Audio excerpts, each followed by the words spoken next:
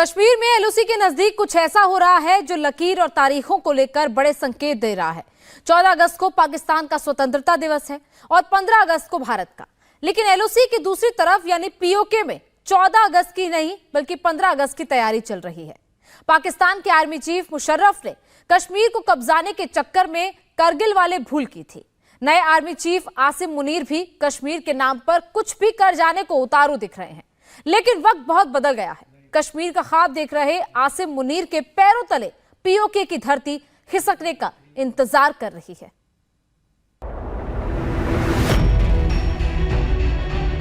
Indian air force के Garuda commando MiG-29 upgraded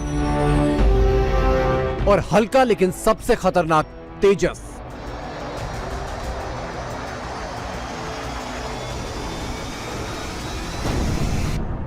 पंद्रह अगस्त से पहले सब के सब कश्मीर पहुंच गए। एलओसी के पार कुछ तो होने वाला है।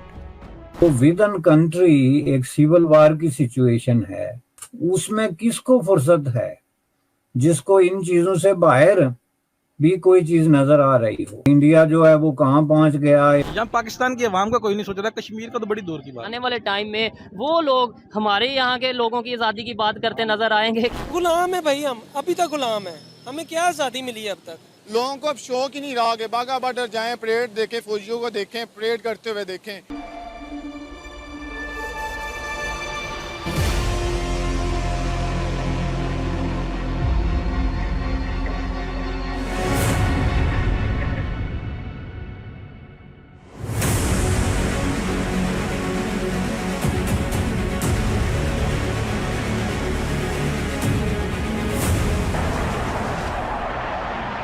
पंद्रह अगस्त से पहले कश्मीर में अचानक से हलचल बहुत तेज हो गई है।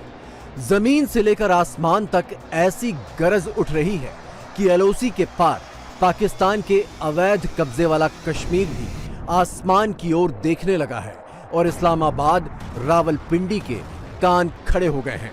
इसकी वजह यह है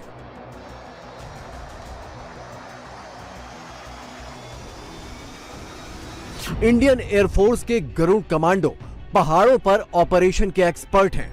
MiG-29 अपग्रेड में नाइट विजन कॉकपिट है और तेजस छोटी सी हवाई पट्टी में भी उतरने में सक्षम है। भौगोलिक स्थिति के हिसाब से ये तीनों मिलकर कश्मीर घाटी में सबसे ज्यादा कारगर हैं।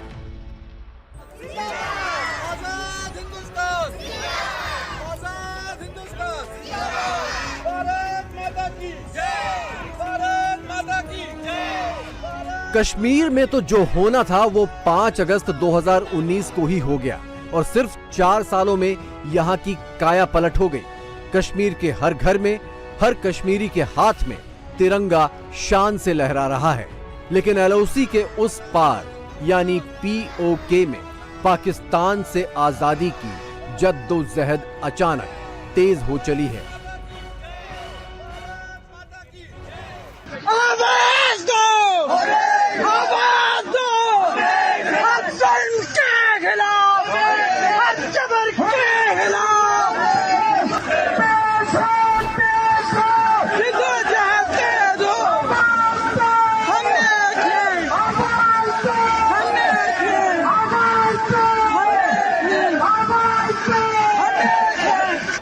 तो क्या इंडियन एयरफोर्स के गरुड़ कमांडो MiG-29 अपग्रेडेड और तेजस पीओके में जारी जद्दोजहद को अंजाम तक पहुंचाने के लिए हैं? एलओसी के इस पार और उस पार बड़े बड़े पहाड़ और गहरी खाइयां हैं। इन इलाकों में कॉम्बैट ऑपरेशन आम फौज के बस की बात नहीं है, लेकिन इंडियन एयरफोर्स के गरुड़ कमांडो ऐसे पहाड़ों पर ऑपरेशन के लिए ही प्रशिक्षित किए गए हैं। गरुड़ कमांडो पहाड़ों पर चढ़ने और ऊंचे ऊंचे पहाड़ों से सरपट नीचे उतरने में एक्सपर्ट हैं। ये कमांडो लंबे वक्त तक पहाड़ों पर रहकर ही लड़ाई कर सकते हैं। कश्मीर घाटी में गरुड़ कमांडो की वापसी 6 साल बाद हुई है। Garud force has undertaken various operations in valley, and they have also achieved a lot of success by eliminating n number of militant.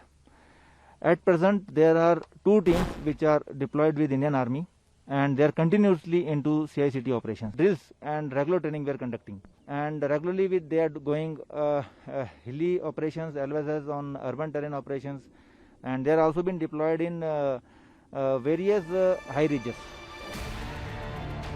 LOC पर कुछ बड़ा होने का दूसरा संकेत MiG-29 भी दे रहे हैं।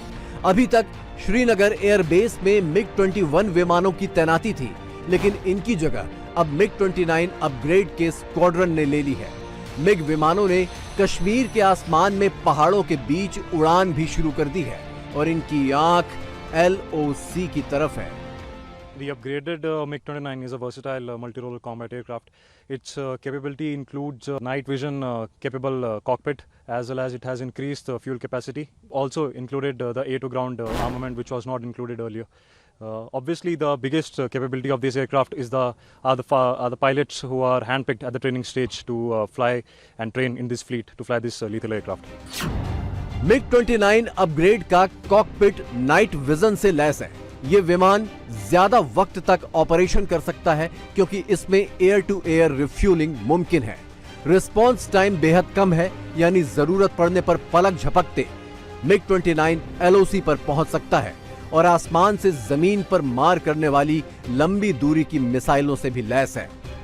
Srinagar airfield lies in the center of the Kashmir Valley, and its general elevation is more if we compare it to plains. So strategically, it is better to place an aircraft which has higher thrust to weight ratio, less response time due to proximity to the border, and is also equipped with better avionics as well as long-range missiles and air-to-ground as well. So MiG-29 aircraft fulfills all these criteria. जुलाई के आखिरी दिनों में कश्मीर से ही ये तस्वीर भी आई थी, जिसने पाकिस्तान की नींद उड़ा दी। कश्मीर में पहली बार तेजस मार्क 1 की लैंडिंग हुई। अवंतीपुरा एयरबेस पर वेस्टर्न एयर कमांड के chief air marshal PM Sinha खुद तेजस पर सवार हुए। सबसे हल्का लेकिन सबसे खतरनाक भारत का ये स्वदेशी लड़ाकू विमान कश्मीर में ऑपरेशन के लिए सबसे मुफीद क्यों है? ये तस्वीर इसका जवाब है। किसी भी लड़ाकू विमान के लिए जरूरी रनवे की लंबाई तेजस के मामले में सबसे कम है। तेजस सिर्फ 460 मीटर के रनवे पर टेक ऑफ और लैंडिंग कर सकता है।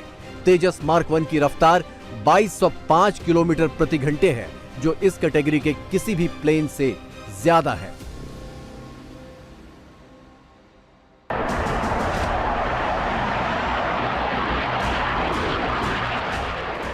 दिलचस्प बात यह है कि तेजस विमान 27 जुलाई को कश्मीर के अवंतीपुरा बेस पहुंचा था।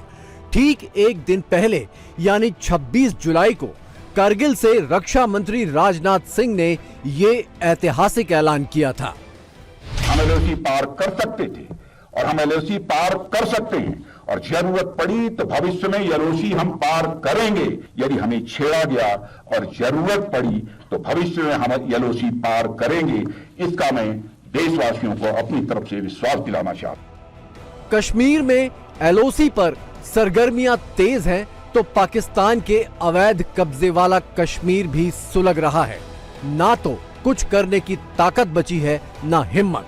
पाकिस्तान में चुनाव के दिन आ गए हैं और फौज बस इसी जुगाड़ में लगी है कि इमरान को अंदर करने के बाद नया कठपुतली किसको बनाया जाए।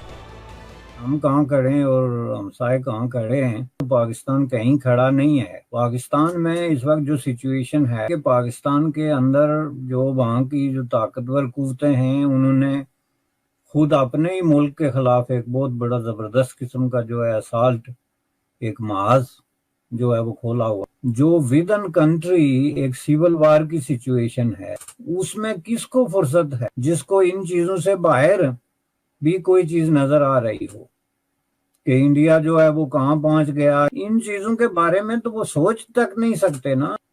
मुल्क के अंदर एक केयास की सिचुएशन है, एक अनार्की है, एक तरह की जो है वो अफरा तफरी है। उसमें क्या वो अपने आप को इस काबिल है पाकिस्तान कि वो अपने किसी पड़ोसी के सामने खड़ा करने की जो आपने बात की, यानी मुकाबला करने या उसके साथ तकाबली जायजा लेने।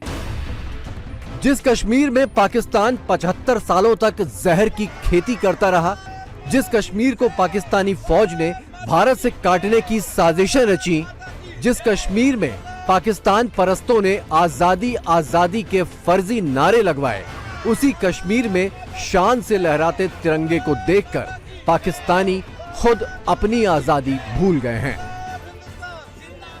जम्मू कश्मीर जहां हम कहते हैं कि मकबूजा इलाका है, मुसलमानों को उनके राइट्स नहीं मिलते, उन्हें दबाया जाता है, वहां पे स्टूडेंट्स हाथों में तिरंगा लिए रैलीज निकाल रहे हैं। जहाँ तक जम्मू कश्मीर की बात रही, उन्हें क्या बताओ पाकिस्तान में क्या चल रहा है। वो इसीलिए तो कैंपेनें निकालनी शुरू कर दी क्योंकि पाकिस्तान के हालात पहले से बहुत ज़्यादा ही ख़राब हो चुके हैं। इंडिपेंडेंस डे आज़ादी का दिन है, तो आज़ादी है कहाँ पे, सबसे पहले तो ये बताएं। इसलिए लोगों को कुछ भी नहीं, लोग अपने काम में मसरूफ़ है। ठीक है, 14 अगस्त आ रहा है, ये भी एक आम दिन है। पाकिस्तान है किधर? सारे कह रहे नया पाकिस्तान है, लेकिन पाकिस्तान है किधर? एक आम गरीब आदमी बेचारा क्या करे, वो 2 वक्त की रोटी के लिए बेचारे की मुश्किल से पूरी हो रही है, इन्होंने तो वो भी छीन ली है। क्या मनाए 14 अगस्त? और सेकेंडली गुलाम है भाई, हम अभी तक गुलाम है। हमें क्या आज़ादी मिली है अब तक? एक आम बंदे को क्या आज़ादी मिली है?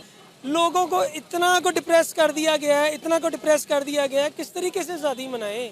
आज़ाद तो है ही नहीं। सोशल मीडिया में वीडियो देख रहा था, सनी देओल आए हुए थे बाघा बॉर्डर पे, उन्होंने आके वहाँ पे नारेबाजी की है, हर चीज़ की है, परेड की है, और इतनी अवाम उसके साथ आई हुई थी, वहाँ के इवन के जगह नहीं थी, लोग खड़े हुए थे। और हमारे पाकिस्तान की तरफ वहाँ पे उन्होंने दिखाया कि सीटें खाली थी, लोग ही नहीं मौजूद।